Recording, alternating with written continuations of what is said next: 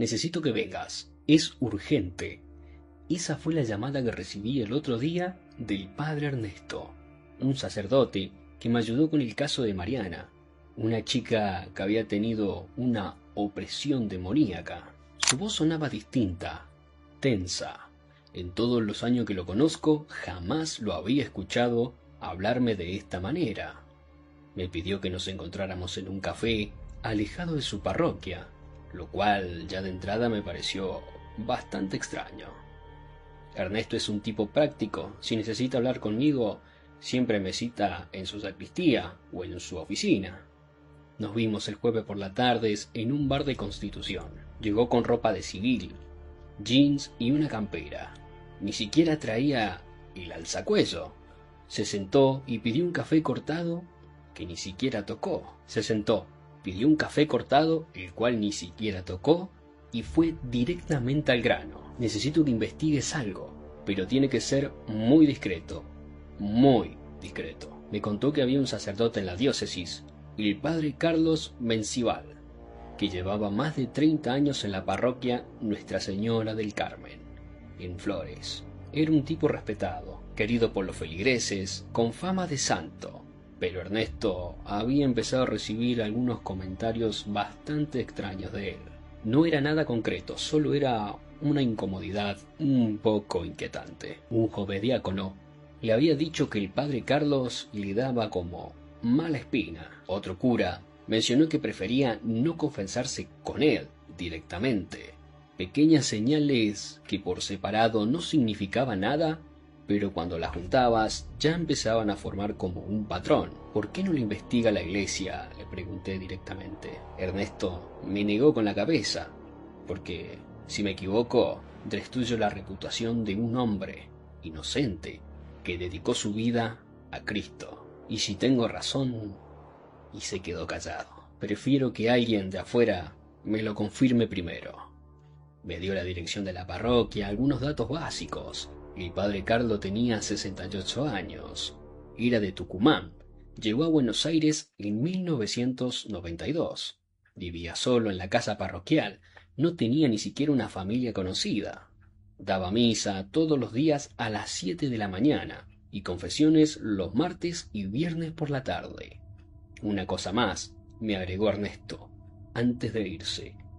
Hace 2 semanas, una señora mayor vino a verme. Estaba como muy alterada. Me dijo que había ido a confesarse con el padre Carlos y que salió sintiéndose algo extraña, como que algo estaba mal. No sabía explicar qué, solo se sentía observada. Desde entonces no puede dormir bien. Me pasó el contacto de la señora, se llamaba Marta y tenía 71 años. Fui a la parroquia el martes por la tarde, haciéndome pasar simplemente por un joven que quería ir a confesarse. La iglesia era vieja, de principios del siglo XX, con techos altos y blancos de maderas oscura que crujen cuando te sentás. Había poca gente, 3 o 4 personas rezando, pero todas dispersas, no estaban juntas. Al fondo, junto al lateral, estaba el confesionario, una estructura de madera tallada, muy antigua, con cortinas rojas descoloridas. El padre Carlos estaba sentado afuera, esperando. Era un hombre delgado, encorvado, con el pelo completamente blanco y anteojos de marco metálico. Cuando me vio, sonrió, una sonrisa amable, como de un abuelo. «Buenas tardes, hijo. ¿Querés confesarte?» Asentí. Entramos al confesionario, me arrodillé del otro lado de la rejilla. Olía a humedad, a madera vieja y algo más que no pude identificar al principio. Algo como rancio. Empecé con una confesión genérica, obviamente era inventada. Hablé de mentiras pequeñas, de impaciencia con mi familia. El padre Carlos escuchaba en silencio, podía verlo apenas a través de la rejilla, su perfil inmóvil. Cuando terminé, hubo un silencio largo, demasiado largo. Entonces habló. «¿Eso es todo?» Su voz había cambiado, ya no era la del abuelo amable, era como más baja, más áspera. «Sí, padre», le dije. «No me mientas». Me quedé helado. ¿Cómo podía saber? Empecé a sentir que el aire en el confesionario se espesaba y el olor a rancio de hace rato ahora se sentía como un poco más fuerte, a carne, como si fuera carne podrida. No sé de qué habla, padre. Sí sabés, ahora su voz sonaba un poco más rara, como si hubiera dos voces hablando al mismo tiempo. Vos sabés por qué viniste. Alguien te mandó a que vinieras acá.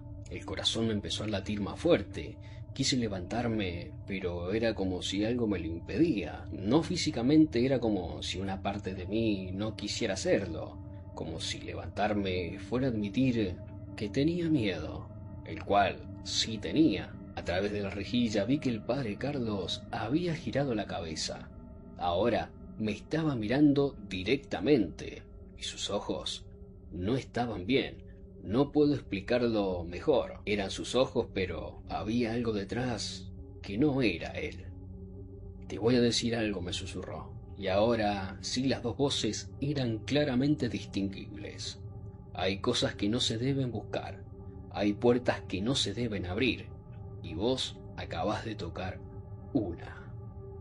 Me levanté de golpe, salí del confesionario casi hasta tropezándome. Las pocas personas en la iglesia me miraron.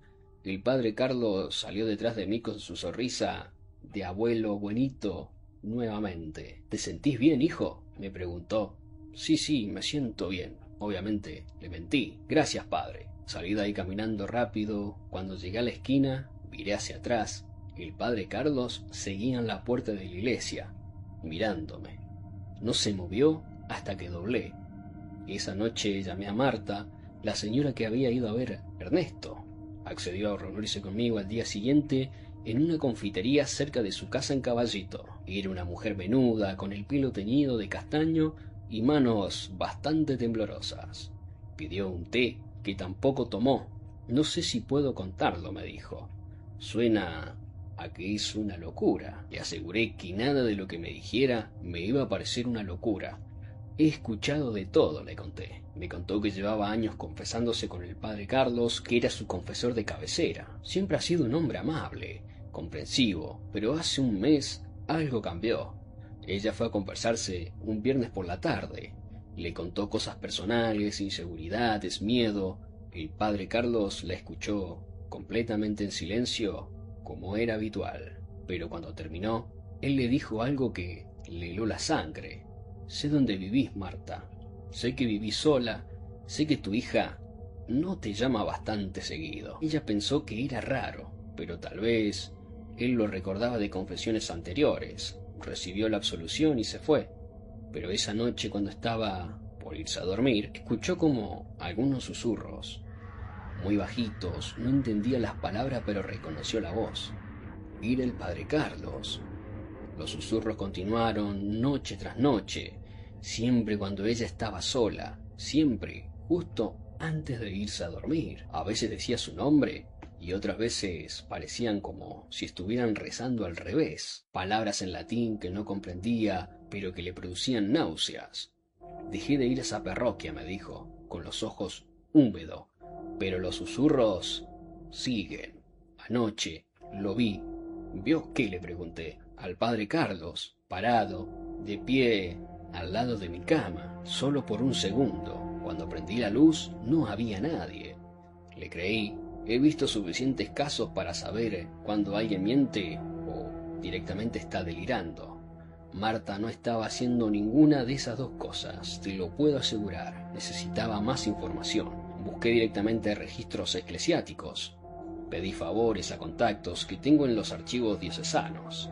Lo que encontré fue bastante inquietante. El padre Carlos Mencibal llegó a Buenos Aires, como dije recién, en 1992. Pero antes de eso estuvo en Tucumán. Y antes de Tucumán estuvo en Salta. Y antes de Salta estuvo en Jujuy. Cada vez que se movía lo hacía de manera discreta. No había expedientes disciplinarios. No había denuncias formales. Pero sí había un patrón. Se iba cuando empezaban a surgir algunos rumores sobre él. En Jujuy, en 1985, una familia completa directamente dejó de ir a misa a confesarse con él. En Salta, en 1989, 2 mujeres reportaron pesadillas recurrentes después de confesarse con él. En Tucumán, en 1991, un joven seminarista pidió ser transferido sin directamente dar ninguna explicación, pero un cura, amigo mío, me confirmó off the record que el chico había dicho que el padre Carlos no era nada que se pareciera a un ser humano, o por lo menos que tenía actitudes que no parecían de un ser humano. Ninguna investigación formal, ninguna acción, solo traslados silenciosos. Encontré algo más en los archivos parroquiales de Flores. Había un registro de objetos litúrgicos, entre ellos un misal antiguo donado en 1994 por el padre Carlos. Lo donó él mismo al llegar. Busqué directamente ese misal. La parroquia todavía lo tenía guardado en la sacristía. Le pedí al padre Ernesto que me dejara revisarlo. Era un misal en latín, de principios del 1900, con tapas de cuero gastado. Cuando lo abrí, encontré anotaciones manuscritas en los márgenes. No eran oraciones, eran nombres. Docenas de nombres escritos con tinta negra en una caligrafía pequeña pero prolijísima. Al lado de cada nombre, una fecha. Reconocí 2 de esos nombres. Uno era el de Marta, el otro era el del joven seminarista de Tucumán. Volví ahora de nuevo a la parroquia, pero esta vez directamente de noche. Sabía que el padre Carlos vivía en la casa parroquial, que estaba pegada a la iglesia. Necesitaba entrar sin que él me viera. Tengo contactos que me consiguieron una copia de llave de la sacristía, algo que técnicamente no debería de tener, pero en este trabajo a veces hay que doblar ciertas reglas. Entré pasada más o menos las 11 de la noche. La iglesia estaba completamente a oscuras y en silencio. Caminé con una linterna pequeña hacia la sacristía, donde había una puerta que estaba conectada con la casa parroquial. Estaba cerrada con llave desde el otro lado, pero tenía una ventanita de vidrio. Me asomé, vi la luz saliendo de una habitación del fondo. Me quedé quieto, esperando, observando. A los pocos minutos, el padre Carlos cruzó el pasillo. Llevaba puesta la sotana negra y estaba murmurando algo. Entró a la habitación del fondo y directamente cerró la puerta. No me gusta forzar puertas, la verdad, pero sabía que si me iba ahora, no iba a tener otra oportunidad. Forcé la puerta de la sacristía con una herramienta que siempre llevo. El sonido fue mínimo, pero en el silencio de la noche me pareció un trueno. Entré a la casa parroquial. Olía raro. Ese mismo olor rancio del confesionario, pero más concentrado. Caminé por el pasillo, despacio, pegado a la pared. La puerta de la habitación del fondo estaba entreabierta. Había una luz tenue saliendo de ahí, y podía escuchar la voz del padre Carlos, esta vez rezando, pero no era un rezo normal. Las palabras eran en latín, pero reconocí que estaban al revés, como invertidas. Reconocí más o menos algunos fragmentos del Padre Nuestro y del Ave María, pero pronunciados de atrás para adelante. Me asomé por la rendija de la puerta. Lo que vi me va a perseguir directamente por mucho tiempo. La habitación estaba casi vacía. Solo había una mesa en el centro con velas negras encendidas. Y en la pared del fondo, clavada con alfileres, había fotografías, docenas de fotografías. Reconocí a Marta, reconocí al seminarista. Había otras caras que no conocía y arriba de todo, escrito, con algo que parecía ceniza, había una frase en latín: per confessionem, per nombre, per voluntatem, por la confesión, por el nombre, por la voluntad. No te asustes que estas palabras no significan nada. Obviamente no voy a decir las palabras completas por las dudas. El padre Carlos estaba arrodillado frente a la mesa, con los ojos cerrados y murmurando, y sobre la mesa, abierto, estaba el misal. Pero ahora podía ver que las páginas interiores no eran las originales. Alguien le había pegado páginas nuevas por encima de las que ya tenía. Parecían escritas a mano, con lo que parecían instrucciones, tal vez algún ritual. Entonces cometí un error. El piso de madera crujió bajo mi pie. El padre Carlos dejó de murmurar. Lentamente giró la cabeza hacia la puerta.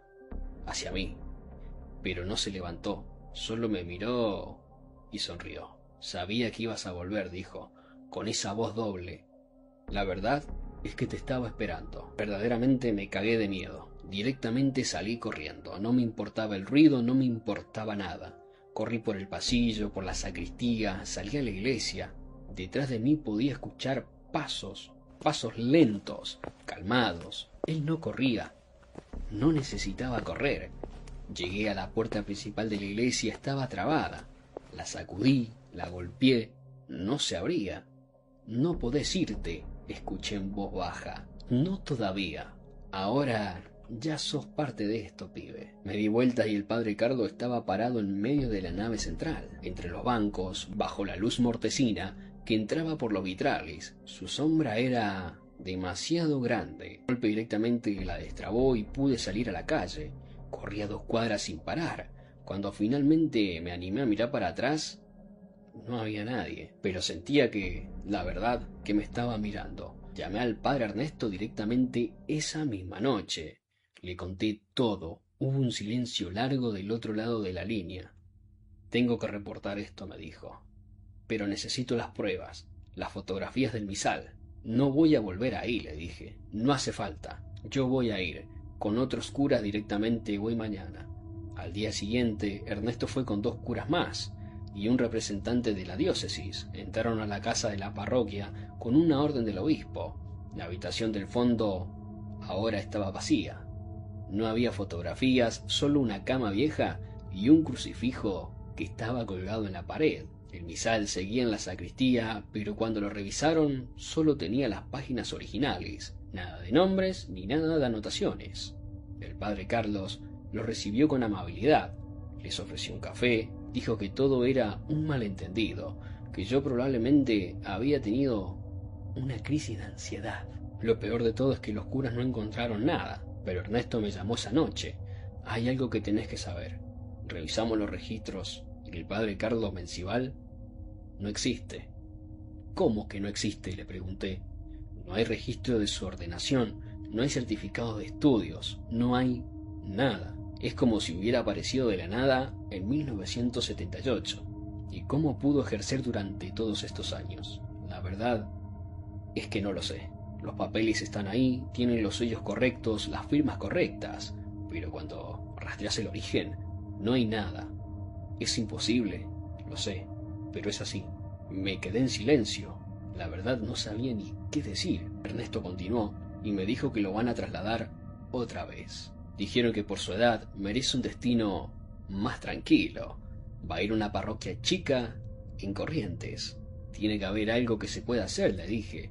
Lo sé, pero no con lo que tenemos. Necesitamos más. Necesitamos que alguien hable oficialmente, que se presente una denuncia formal. Llamé a Marta, le expliqué todo, le pedí que presentara una denuncia, que contara su experiencia ante las autoridades eclesiásticas. Ella me cortó antes de que pudiera terminar la última palabra. No puedo. Los susurros pararon, finalmente pararon, y no quiero que vuelvan. Intenté con otros nombres que encontré, nadie quiso hablar. Todos estaban cagados de miedo. El padre Carlos, después de todo esto, se fue 2 semanas después. Hubo una misa de despedidas, los feligreses lloraron, lo querían. Para ellos era un santo. Hace 3 meses de eso. Los susurros volvieron a la casa de Marta la semana pasada. Ahora me llamó llorando. Está en Corrientes, ¿no? ¿Cómo puede seguir acá? No tengo respuestas para esa pregunta. Ernesto me confesó que hace algunos días él también escuchó su nombre susurrando. Una noche, mientras se preparaba para dormir, escuchó la voz del padre Carlos, clara como el agua, junto a su oído. Por la confesión, por el nombre, por la voluntad. Yo todavía no he escuchado nada, pero a veces, cuando estoy solo, siento esa presencia, esa sensación de ser observado, y sé que es solo cuestión de tiempo, porque verdaderamente el padre Carlos yo siento que no olvida, y ahora mi nombre debe estar en su lista. Si está leyendo esto, y alguna vez te cruzás con un sacerdote que te produzca esa incomodidad inexplicable, ese presentimiento de que algo directamente no está bien, haceme un favor, no te confieses con él, no le des tu nombre, no le des acceso, porque hay algunos que usan una confesión para algo mucho peor que absolver un simple pecado. La usan para coleccionar almas. Y una vez que te tienen, te juro, pero te juro, que no te sueltan. Porque creo que directamente no te lo dije en un inicio, pero yo me dedico a investigar algunos casos que la Iglesia no quiere derivar a un obispado o al Vaticano. Por eso no te di tanto mi nombre, por eso no te puedo decir dónde vivo, dónde estoy. Solo te puedo decir que esta es una de las experiencias que me ha ocurrido cuando intento ayudar a la Iglesia.